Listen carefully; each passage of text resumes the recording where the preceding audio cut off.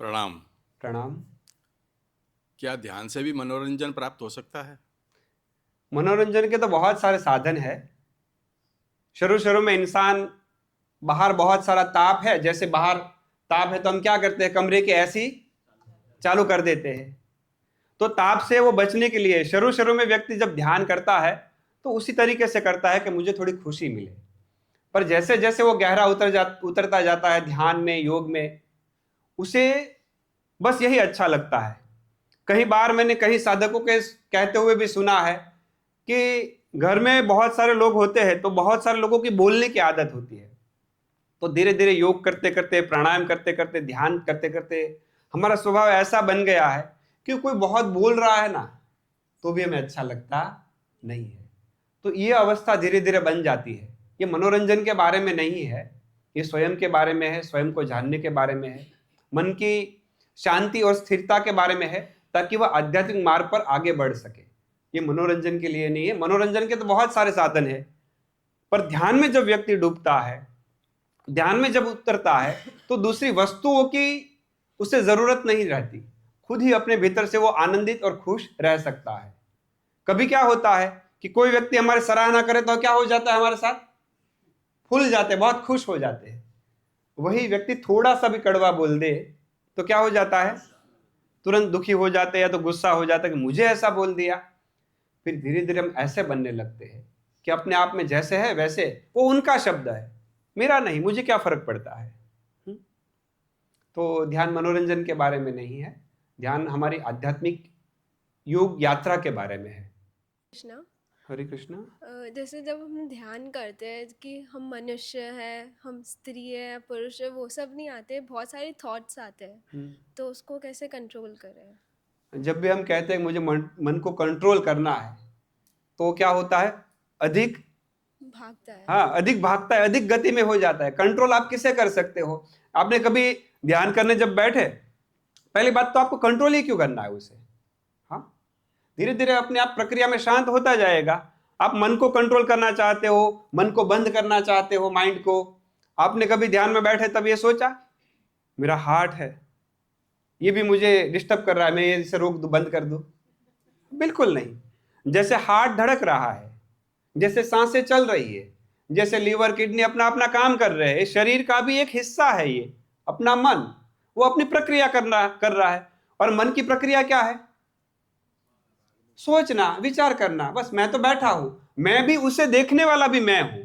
जो थॉट्स जा रहे, अभी ये थॉट्स आई, वो भी मैं हूं। आप समझ रहे हो? आप दृष्टा हो, ध्यान उसी को कहते हैं। ध्यान का मतलब ये नहीं कि एक बिंदु का तो हम सहारा लेते हैं, फिर उसके साक्षी बन जाते हैं। तब हमें धीरे धीरे धीरे एहसास होता है कि मैं ये नहीं, मैं ये नहीं, मैं ये नहीं, मैं विचार भी नहीं, मैं वाणी भी नहीं, मैं ये शरीर भी नहीं। धीरे धीरे ये होने लगता है।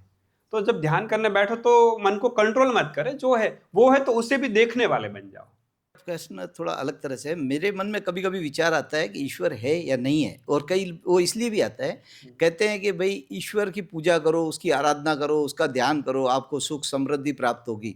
लेकिन मैंने अपने जीवन काल में देखा है, पुजारी दिन भर पूजा करता है और उसके घर बहुत ज़्यादा प्रॉब्लम रहती है, और जो बेईमान लोग होते हैं उनको मैंने बड़ी बड़ी गाड़ियों में घूमते देखा है। तो सच्चाई क्या है, ईश्वर है या नहीं है? देखिए, नवीन भाई ने बहुत अच्छा प्रश्न किया है। संत कबीर को जब पूछते थे ईश्वर है तो कहते थे ईश्वर नहीं है, और जब ये कोई कहता था कि ईश्वर नहीं है तब संत कबीर कहते थे ईश्वर है। उनका काम उल्टा था। तो आपने ये पूछा कि ईश्वर है कि नहीं है। देखिए, ईश्वर का और आपके सुख दुख का कोई लेना देना नहीं है। वो कोई मैनेजर नहीं है कि आपकी लाइफ को कंट्रोल कर रहा है। समझिए, ईश्वर है कि नहीं है वो बात की बात है।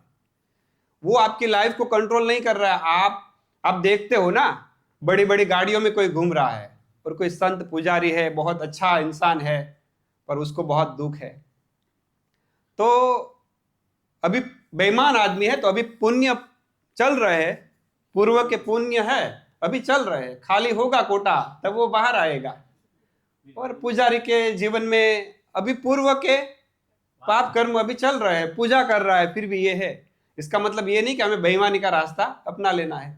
हमारे ही कर्म है जिससे हम भुगतते हैं। हमारे कर्म हमको ही भुगतने हैं। आपके जो कर्म है वो कोई आजू बाजू वाला कोई भुगतने वाला नहीं है। तो ईश्वर है या नहीं है उसके ऊपर मत जाइए, आप खाली उसके ऊपर जाइए। कोई बेईमान है या कोई नेक है फिर भी दुखी है, तो अपने कर्म का लेखा जोखा है। हमारे जीवन में भी हम जो कुछ भी करते हैं वो हमारे कर्म के अनुसार हमें मिलता है। भगवान आपके कर्म की देखरेख नहीं कर रहा, आपके जीवन को मैनेज नहीं कर रहा। वो तो एक शक्ति है जिस शक्ति से ये अनंत ब्रह्मांड चलता है। तो कोई शक्ति है, दिव्य शक्ति, जो काम कर रही है, जो मेरे अंदर है, जो आपके अंदर है, हर जीव के अंदर है, हर कण कण के अंदर है। इसीलिए तो भगवान श्री कृष्ण ने कहा ना कि हर जीव के हृदय में मैं हूं, हर कण कण में मैं हूं। तो ईश्वर को कोई रूप में मत देखिए, पूरी संसार की शक्ति ईश्वर ही